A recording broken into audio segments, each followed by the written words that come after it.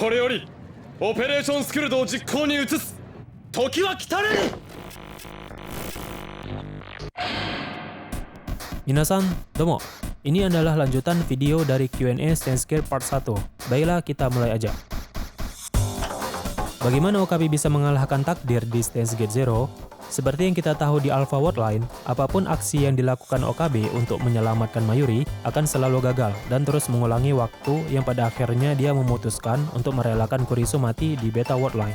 Di kisah yang terus berlanjut ini, Okabe dihadapkan pada masalah yang lebih mencekam, yaitu akan terjadinya Perang Dunia Ketiga di masa depan, dan pemicunya adalah perebutan mesin waktu yang terjadi di Akihabara pada tanggal 7 Juli 2011. Setelah Okabe time leap berkali-kali, Okabe berhasil membuat mesin waktu masuk ke ruang dimensi agar Mayuri dan Suzuha bisa melakukan operasi Arc Light. Dengan aksi yang dilakukan Okabe pada saat itu, dia bisa mengendalikan waktu dan bertindak sesuai keinginannya. Bagaimana bisa? Jika kita cermati, sebenarnya Okabe tidak benar-benar mengalahkan takdir. Dia hanya mempercepat tindakan yang akan terjadi nantinya di mana waktu terus berjalan. Dia hanya membuat mesin waktu bergegas pergi ke masa lalu secepatnya. Berbeda di Alpha Worldline, di mana Okabe terus berusaha bagaimana caranya Mayuri bisa hidup setelah melewati waktu itu juga. Mengingat kedua momen klimaks ini, pengertiannya beda tipis. Di Alpha Worldline, Okabe berusaha melewati waktu kejadian, tapi ujungnya Mayuri tetap mati.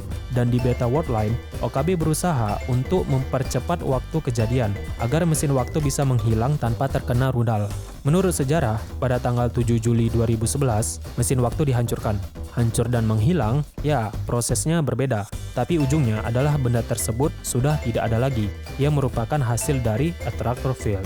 Selain itu, di satu sisi mungkin ada yang berpikir, kayaknya mesin waktunya udah berhasil menghilang ke masa lalu deh, si Okabe-nya saja yang ngulang-ngulang waktu terus. Ya, peristiwa time leap yang dilakukan Okabe ini memang kurang dipaparkan dengan jelas, apakah mesin waktunya hancur atau tidak. Satu-satunya petunjuk yang bisa kita yakini bahwa mesin waktu tersebut hancur adalah adanya bagian mekanik dari mesin waktu yang terlepas. Di visual novel ditampakkan lebih jelas adanya bongkahan logam yang berserakan, tapi tetap tak ditemukan tubuh Mayuri dan Suzuha. Mungkin saja tubuh mereka sempat masuk ke ruang waktu, tapi karena mesin waktu sempat terkena ledakan lebih dulu, perjalanan menuju masa lalu tak berhasil, yang membuat eksistensi mereka lenyap atau terlempar ke antah berantah seperti di episode terakhir Steins Gate Zero. Ya, inilah teori yang cukup masuk akal untuk menjelaskan kejadian tersebut. Siapa orang tua Shina Kagari? Oke, dia hanya diceritakan begini aja. Karena kematian orang tuanya selama Perang Dunia Ketiga, Kagari menjadi yatim piatu. Karena daftar keluarganya telah hilang selama perang, nama aslinya pun juga hilang. Mayuri bertemu dengan Kagari pada tahun 2028, ketika Mayuri menjadi pengasuh anak panti asuhan, dan Mayuri diberi hak asuh pada Kagari. Saat hubungan antara keduanya tumbuh, Mayuri akhirnya mengadopsi Kagari pada tahun 2034, menjadi ibu barunya dan memberinya nama baru. Namun, selama waktu yang dihabiskan Kagari di panti asuhan, dia menjadi korban dari berbagai eksperimen yang dipimpin oleh Alexis Leskinen, yang mencoba menguji kemampuan Amadeus sebagai persenjataan militer, dengan alasan bahwa dia sedang dirawat karena PTSD. Pada tahun 2036, Kagari terpaksa melakukan time travel ke masa lalu bersama Suzuha untuk menghindari serangan yang akan datang. Namun, ketika mereka berhenti pada tahun 1999 untuk menghentikan masalah Yetu Cape, pencucian otak yang telah dia alami membuat Kagari ketakutan akan kehilangan ibunya karena perubahan garis dunia, dan menyerang Suzuha lalu melarikan diri. Setelah itu, dia pergi menemui Leskinen dan dibawa oleh Stratfor untuk dieksperimen lebih lanjut. Udah gitu aja. Bagaimana D-Mail bisa mengubah dunia? Jadi, pada awalnya, CERN memiliki jaringan pengawasan yang dapat memonitoring semua bentuk komunikasi di seluruh dunia yang bernama Echelon. Dengan mengirim D-Mail pertama, Okabe secara tidak sengaja memberitahu CERN tentang perjalanan waktu. Ini dikarenakan CERN mengetahui bahwa ada sebuah pesan yang tanggal diterimanya lebih cepat sebelum pesan itu dikirim. Hal ini membuat CERN menyadari bahwa ada seseorang yang mampu melakukan perjalanan waktu.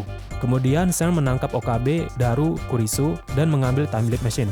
CERN mengembangkan mesin waktu mereka pada tahun 2034, yang menyebabkan Suzuha pada tahun 2036 kembali ke tahun 2010 dan menabrak gedung radio, sehingga konferensi mesin waktu dibatalkan, yang akhirnya Kurisu tidak bertemu dengan ayahnya dan tidak terbunuh.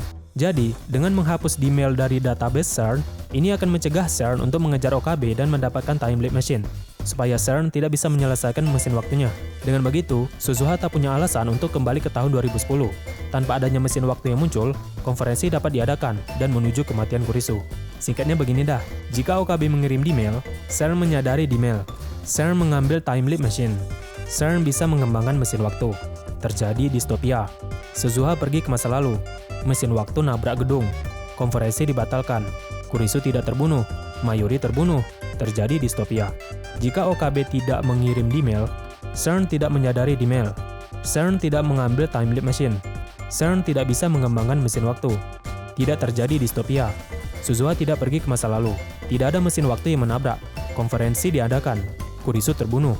Nakabachi membelot ke Rusia. Terjadi Perang Dunia Ketiga. Kenapa OKB harus gagal dulu pada percobaan pertama menyelamatkan Kurisu? Agar bisa membuka video Dimmel dari tahun 2025, kegagalan itu diperlukan agar membentuk tekad untuk merencanakan penyelamatan Kurisu pada 15 tahun mendatang. Karena pada awalnya OKB sudah menolak untuk menyelamatkan Kurisu dan rela membiarkannya tidak ada.